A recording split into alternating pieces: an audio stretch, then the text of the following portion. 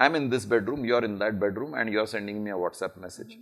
You're also telling me, I don't want to see you in person. How good is that for my self-esteem? We learn about life through questions.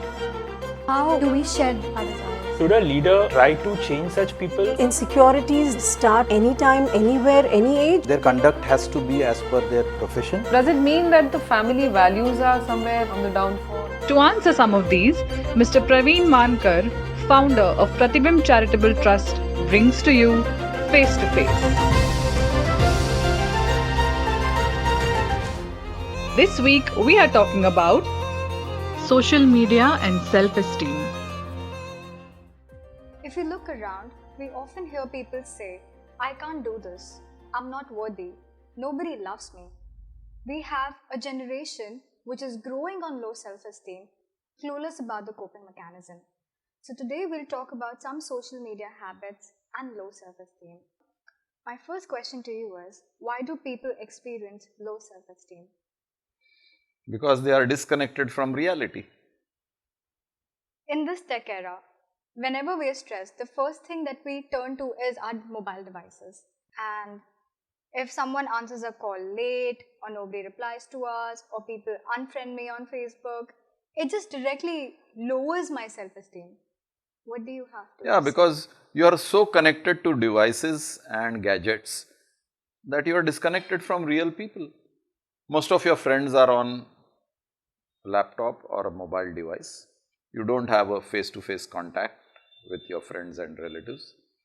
You are happier dealing on a WhatsApp message than having a real conversation. So where is the connection? Esteem is in the eyes of somebody else. Your esteem is reflected when you relate to somebody. Now you are relating to a device. Where is the face in the device? So if there is no eye contact, you are not having any feedback mechanism. The feedback mechanism is in inanimate words, left to your interpretation. Somebody makes a casual remark and it hurts you, because the person may not have intended the hurt, you interpreted the hurt.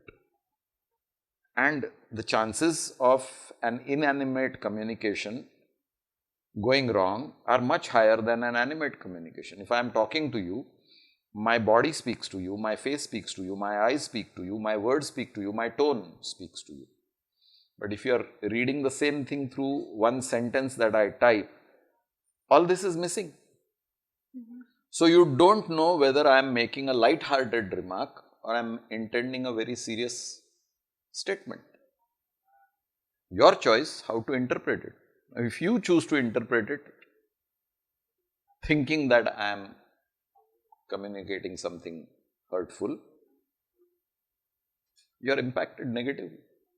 Chances of negative impact on social media are much higher than on a face-to-face communication. You look at education, children, online, pandemic, 2 years. Where is the reality in the child's life? Where is the play mechanism? Where is the chance to expend energy? You are constantly stuck to a keyboard and a device. There is no real interaction. There is no banter. If you are going to school, you have colleagues. Some of them gel well with you. You share your lunchbox with them. You share time with them. You share jokes with them. You study with them. You play with them. This activity is missing. Your only playmate is your device. You think you are connecting to your friend through your device. You are only connecting to the device. So where is the question of esteem? Your esteem doesn't grow.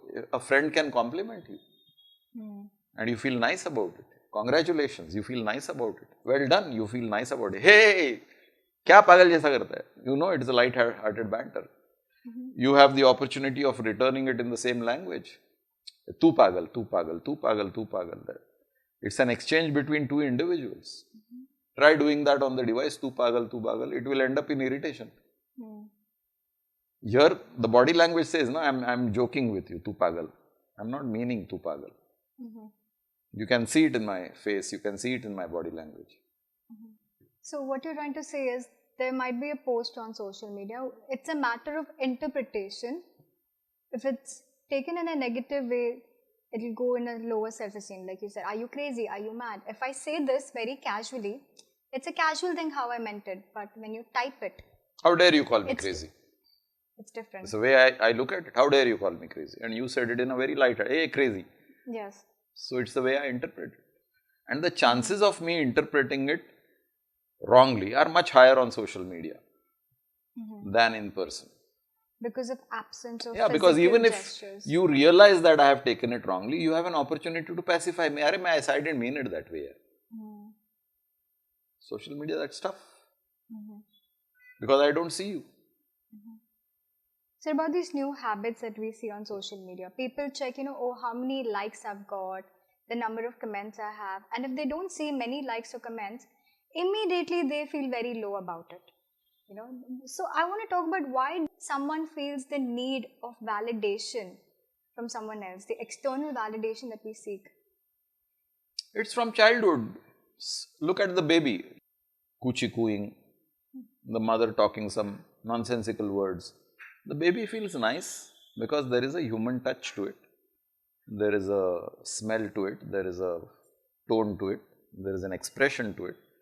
So from childhood, we are cultivated to experience these things. Suddenly, this experience is taken away and replaced by an inanimate object, a device. The human touch is gone. These are your basic educational tools. You learn about life through your sense organs. What are you connecting with your sense organs? Principally your eyes and ears. You are connecting with gadgets. Where is the human touch? Can you imagine, for example, you having a pet dog and you're fond of dogs and you're cuddling that dog, the dog is sitting on your lap, licking your chin or your nose and looking at you with adoration in the eyes. You can feel all that when you have a real dog. Imagine watching the same dog on your mobile screen. The whole experience is entirely different when you are dealing with the gadget. You don't have the cuddle of the fur, the warmth of the dog, the wagging of the tail. You can only see it on a device, as good as seeing a movie. The feel of the dog is not there. So what is true of a dog is true of the human being. And the gadget also tells you the distance. The gap is still huge. We probably are in different cities. The longer the distance, the weaker the connection. But that's exactly why we have social media in the first place, to keep in touch with people who we can't physically be there with. As long as you understand the limitation of social media, what has happened is that the social media has replaced real connections. If you are connecting between Mumbai and Delhi, I can understand the value of social media.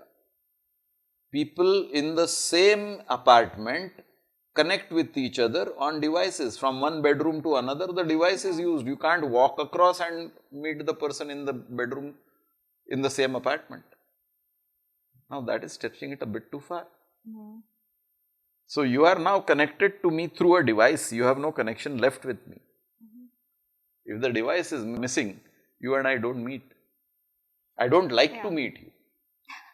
That's the message I am giving by sending you a WhatsApp message.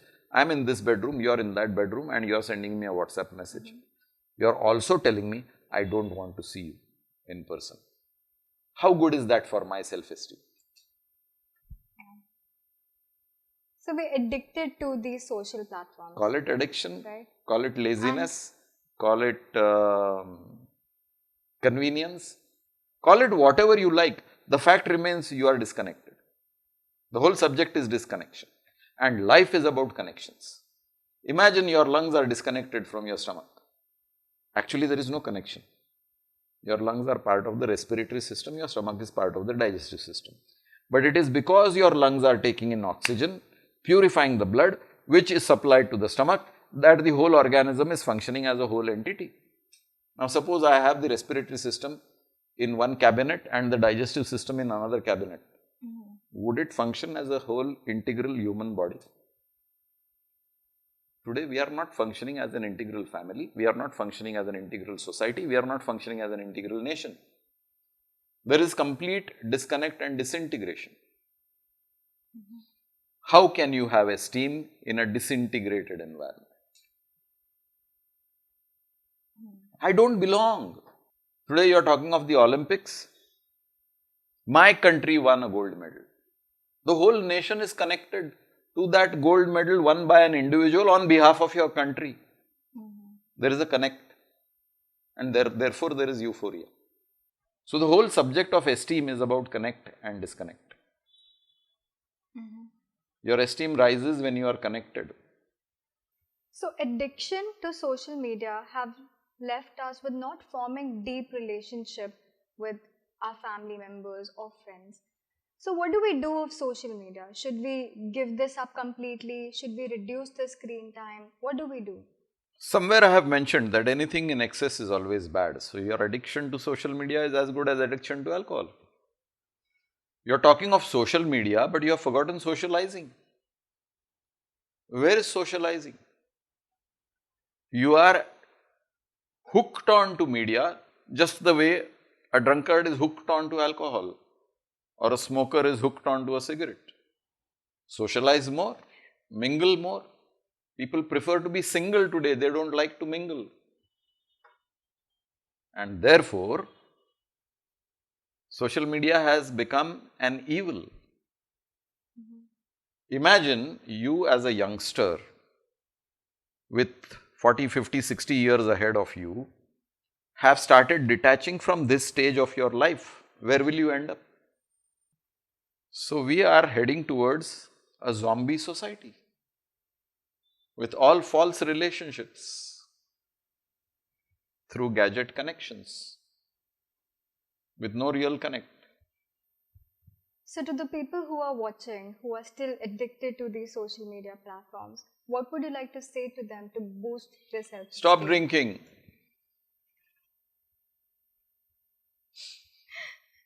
You are being a drunkard on a new drink called social media.